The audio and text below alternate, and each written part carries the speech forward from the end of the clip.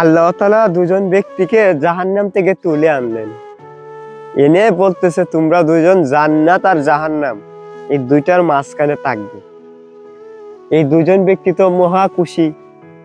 তখন আবার আল্লাহ বলতেছে তোমরা দুইজন জাহান্নামেই চলে যাও। একজন ব্যক্তি দৌড়ে গিয়ে জাহান্নামে পড়ে গেছে, আরেকজন ব্যক্তি আস্তে আস্তে পিছাইতেছে আর বারবার আরে আরে আল্লাহর দিকে তাকাইতেছে। এইভাবে যাইতে যাইতে জাহান্নামে পড়ে গেছে। তখন আল্লাহ তাআলা আবার সেই দুজন ব্যক্তিকে জাহান্নাম থেকে তুলে আনছে, আইনা বলতেছে প্রথম ব্যক্তিকে, এই তুমি কি জানো না জাহান্নাম কতটা কঠিন, জাহান্নাম কতটা ভয়ঙ্কর, তুমি কেন এইভাবে দৌড়ে গিয়ে জাহান্নামে পড়ে গেলে? তখন সেই ব্যক্তিটা বলতেছে, মালিক, আমি দুনিয়াতে থেকে আপনার কোনো কাজ করি নাই, আপনার কোনো অর্ডার আমি পালন করি নাই।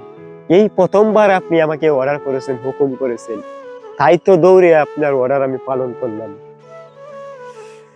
পরে দ্বিতীয় ব্যক্তিকে বলতেছে, এই তুমি জাহান্নামের দিকে যাইতেছো, আবার বারবার আমার দিকে আরে আরে চাইতেছো কেন? তখন দ্বিতীয় ব্যক্তি বলতেছে, মালিক, আমি দুনিয়াতে থাকতে শুনেছি আপনি নাকি অনেক দয়াবান, আপনি নাকি মহান,